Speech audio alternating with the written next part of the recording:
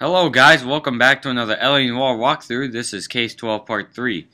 Where we left off from the last video, we were about to go to McCaffrey's apartment in this super awesome 50 sports car. So let's have Galloway drive us like usual and let's get on with the case. And where exactly are we going?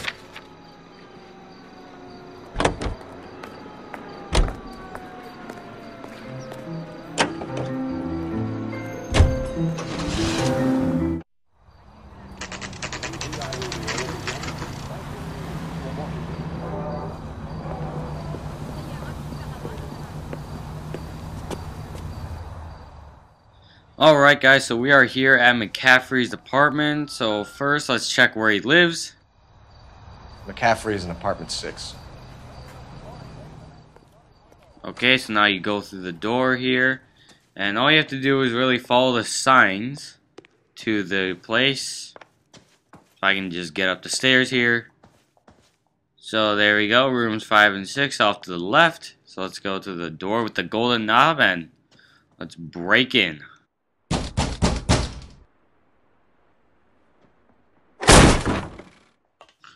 Alright, so now we have 2 clues in here. One is on the desk right here, which is the other half of the torn letter that we found in the first crime scene.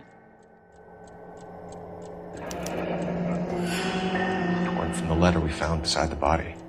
At the very least, I'd say it ties McCaffrey to the scene. Alright, now you put that down and then go to the right on the floor, which is an tire iron. And all you have to do is just tilt to the right, just a little bit. He said he was at home. He said he didn't know her. And we have the book. Let's see Carruthers argue his way out of this one. Is that you, Grosvenor? Who are you guys? What are you doing in here? We're from the LAPD, ma'am. Do you know where we might find McCaffrey? I'm his neighbor. Is he in trouble? Look, lady, we need to find him, and in a hurry. Are you going to give me trouble? He has a pigeon coop up on the roof. He spends his mornings up there when he's been drinking. How do we get up there? Down the hall and up the stairs. Drunk and in command of a carrier pigeon. Surely we can write him up for that. A citation, at least. Alright, so now we just go where the woman told us to. Don't mind the people there. So we just go in here. And now we find McCaffrey.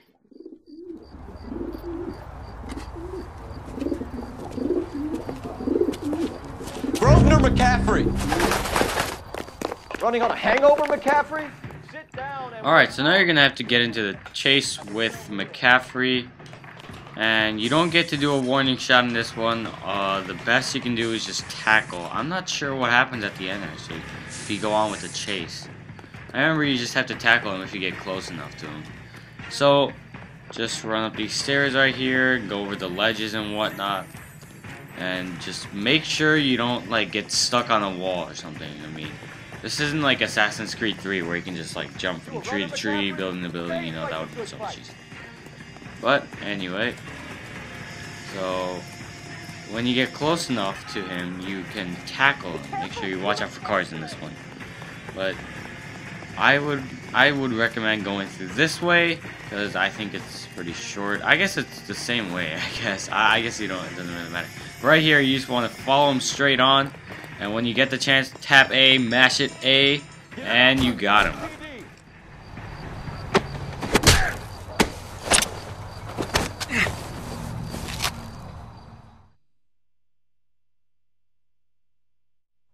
We need to get downtown and wrap this thing up. It's got to be McCaffrey. Alright, so now you just gotta return to Central here. In the background, you can just hear Galloway babbling about who could be the suspect of this. And so let's have Galloway drive there, because we're not going to drive at all. And let's go. We have a list of over 200 suspects. His name was never on it. If you think the list is exhaustive, Rusty, who am I to argue? Listen, let's just work the case at hand, shall we? Then we can sit down and put all the puzzle pieces together at a later date. I'll hold you to that.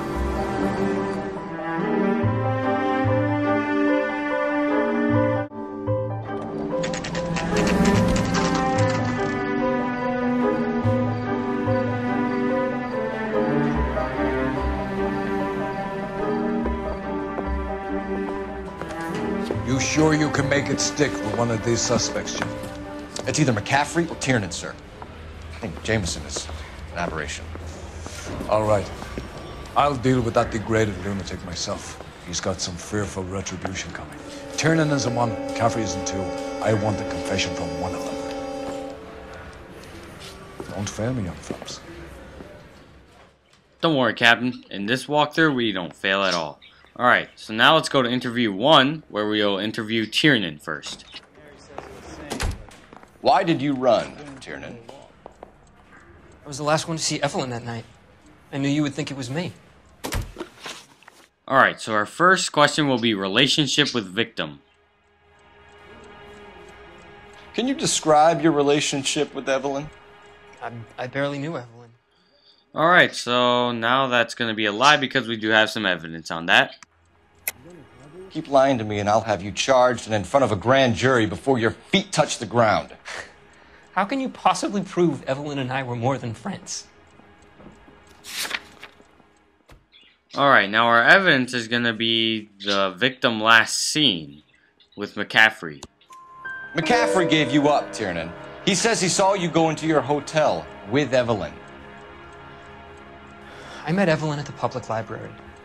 We would read for a while and then go for a drink. Last night, we went back to my hotel room and had some more to drink. I must have passed out. I woke up and she was gone. What time was this? Around midnight, maybe later. And there's no one who can confirm this? No, there isn't. I knew you wouldn't believe me. Alright, now our second question is going to be victim's book found. Aristotle's Metaphysics, the book that belonged to McCaffrey. McCaffrey saw her looking at it once and laughed in her face. And you're saying Evelyn stole it? She wanted something of his. Alright, and now that will be doubt. We either hang this on you or McCaffrey. You better give us something. Well, McCaffrey's been in trouble with the law before. I mean, he always makes out it was some kind of labor dispute, but, you know, I'm not so sure. Alright, our third question is going to be alibi for James Tiernan. You and Evelyn were drinking together last night, and she had no other place to stay. I don't know what happened last night. I don't remember. Alright, now he's lying, and we do have some evidence for that lie, so here we go. You're lying, Tiernan. You'd been fighting with her. You fought, and... I'm not lying! She got up and left! That was it! Now he's just trying to escape from us, so let's give him a little bit of evidence with the liquor purchase. She left, but she came back. She bought you a quart of whiskey to make it up to you. She told the liquor store owner. You're in deep trouble, buddy. She said she loved me. She wanted to care for me. But she would never stop talking about McCaffrey. McCaffrey was a writer, McCaffrey was a hero, McCaffrey cared for the little guy. Did you kill her, Tiernan? I might as well have. I kicked her out. She had nowhere to go. Alright, now our last question, at least for this interrogation, is access to murder weapon. Do you own a car, Tiernan? No, I don't. Have access to a lug wrench? No, we use a lot of them to clear jams in the pin setting machines. Alright, now he's feeling uncomfortable right now, and so that's doubt. Coroner's report says that Evelyn was killed with a wrench. I think you did it and then planted the evidence at McCaffrey's apartment for us to find. We went to his apartment. McCaffrey was up on the roof. Evelyn stole the book. McCaffrey went crazy when he found out. He said he would put her out of her misery. He can be very cruel. Alright, now we're gonna leave the interrogation because we don't know what McCaffrey has to say. Evelyn was missing a ring from her right hand. That's strange. She always wore it. Big black circular disc with a white E in the middle. It was made from an old typewriter key, a present from the prop department at her old movie studio. We're going to talk to McCaffrey. You need to think about what you've told us, Tiernan. You're not in the clear. Is anybody making coffee soon? Alright, so now we're just gonna get out of here and go to interview room 2 where we can find McCaffrey in. So, here we go. You ready to answer some questions? You think I have all the answers? People who run from the police usually have something to hide. Touché, detective. Let's see where this takes us. Alright, so as you can see, we only have 2 questions for him. So the first question will be alibi for McCaffrey. Evelyn died sometime around midnight. Remind me, where were you? I was at home, writing. I'm working on a manuscript. Alright, now that's obviously a lie because we have some evidence for that. You're lying, McCaffrey. You were out at the rail yard. And what do you have that proves I was there? Alright, and for the evidence, we'll go to the torn letter. How about half of Augusta Summers' last correspondence with her daughter? What are you talking about? After you were done beating Evelyn, you searched her and found her mother's letter. That old lady's anguish amused you. I know nothing about a letter or Evelyn's goddamn mother. So what was it doing on your writing desk? I don't know, but if I didn't put it there, somebody else did. Try exercising your powers of deduction on that. Alright, now our last question for this interrogation is access to tire iron. We found the lug wrench that Evelyn was battered with in your apartment, and the note from her mother, and your blood-stained clothing. We have you cold, McCaffrey. You think if I could be bothered to murder Evelyn Summers, I would be stupid enough to leave the evidence in my apartment? Now, once again, that will be a lie. I don't believe you, Grosvenor. The evidence says that you killed her. You can prove that I wanted to kill Evelyn? Alright, and now we'll go all the way down to the notebook to find Tiernan's accusation. Tiernan is prepared to testify that you threatened Evelyn's life in his presence. Self-preservation. That's understandable. Okay, I'll level with you. Tiernan killed Evelyn. He came to me for help. I listened to him, and he explained why he did it. Tiernan went to you for help. You expect me to buy that? That's how it went down. I told him he made a terrible mistake, but he would be throwing his life away if he went to the cops. I took his things and told him I would dispose of them. But you didn't. Speak to Tiernan. He'll give it up. Son, you're a couple of plates short of a full. Alright, so now we're gonna go back to interview room 1 to ask a question about Tiernan one more time. You spoken to McCaffrey? I can go? It's all been cleared up? Not quite. We have one more question we need to ask, James. Then I think we will be done. Sure. Go ahead. Alright, and now that question will be events prior to murder. So Evelyn passed out, and you walked out. What happened next? I woke up in the morning, very hungover. I thought Evelyn would have come back. Alright, and once again, that'll be a lie. I know you're lying, James. You went out looking for her. Tell me what really happened. I don't know what you're talking about. How can you say I wasn't in that hotel room? Alright, and now we're going to scroll all the way down just under Tiernan's, which is McCaffrey's accusation. You wound up at McCaffrey's. You were still incredibly drunk. You passed out on his floor. It's time to tell me what really happened. McCaffrey woke me up the next morning, and he showed me the lug wrench and the letter and the box. And he said I came in with him last night.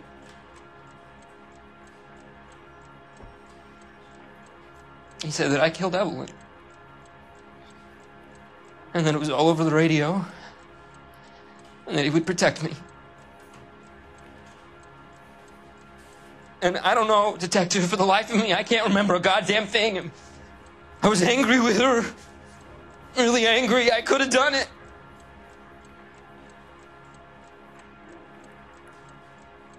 It wasn't me.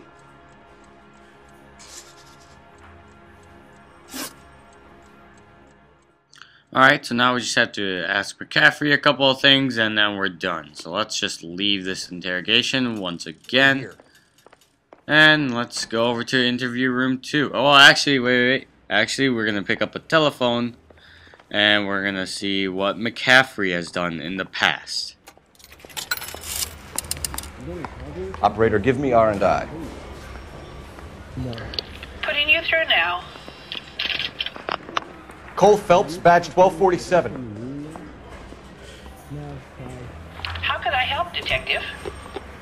I need the jacket on a Grosvenor McCaffrey. Just a moment, Detective. McCaffrey was formerly under surveillance by the Red Squad. Convictions for petty theft. Dishonorable discharge from the Army during training at Syracuse. Assault on a local woman. Says he almost beat the woman to death. Thanks for your help. Alright, so now that we know what McCaffrey has done to the past, let's go. So our final question, final, is military service. You were in the war? Yes, I was. Seeing the things that I saw, it changes a man. I came back here determined to change things. All I wanted was a pen and an opportunity to speak out. You told us before that you had only minor run-ins with the police. You didn't mention petty theft. I've never been in trouble for violence. That's the salient point here, isn't it? Alright, and of course, this will be a lie. You're lying, McCaffrey. You have a history of violence towards women. How do you turn a couple parking tickets and a petty theft misdemeanor into an assault charge? Alright, now we'll scroll all the way down once again to find McCaffrey's criminal record. We know all about you and your dishonorable discharge, beating some poor woman near to death in Syracuse. You've never been in combat, McCaffrey. Your whole life is a fraud. She was a goddamn peasant whore! She tried to steal from my wallet! I could have fought for this country! I could have... You beat her because she stole from you. Because she tried to outsmart you. The ignorant audacity of the bitch! What is a man supposed to do? Sit there and take it? How is a man supposed to call himself a man? And Evelyn Summers, a poor, drunken nobody, stole your book. And she got what was coming to her! Alright, so I guess we know who murdered Evelyn. Let's press that A button. Just for once. Grosvenor McCaffrey, I'm charging you with the murder of Evelyn Summers. She was a sad lady who never hurt anyone except herself. I hope God finds a way to forgive you. Congratulations, boys, you bagged the fine catch. Another red to boot. Grand. Now, I want you to put this business about a repeat offender out of your mind. This McCaffrey creature shows no remorse, and neither will the grand jury. You would have to walk a long mile to find a better candidate for an unmarked plot in a prison graveyard.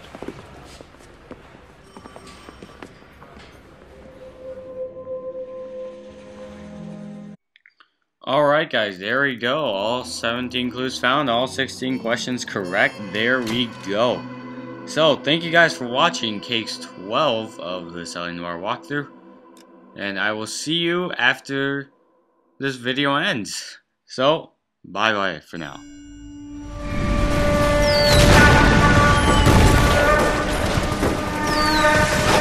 We have lost most of Shaughnessy and Dunn's squad. The gunny is dead, first platoon is in worse shape. That medic is either crazy or the bravest man alive. Can we rally with the first and try for the Namboots? It's sheer to the left. To the right, it goes right through a pass with 2 Namboots and enfilade. Mate, we can lose everyone. Lieutenant! Get back off this fucking bridge! They'll start walking the mortars back to their own positions! We only have minutes! I'm in charge here, Sergeant! Get your men off the bridge, Lieutenant! What's your unit, Sergeant? We don't have time for this, Lieutenant! What's your unit, Sergeant? I company 22nd Marines, Lieutenant, and we just saved your ass by fording the river. My orders are to reconnoiter the... I think that point is now moot! You have 10 men left! My orders are to save what's left! Move out!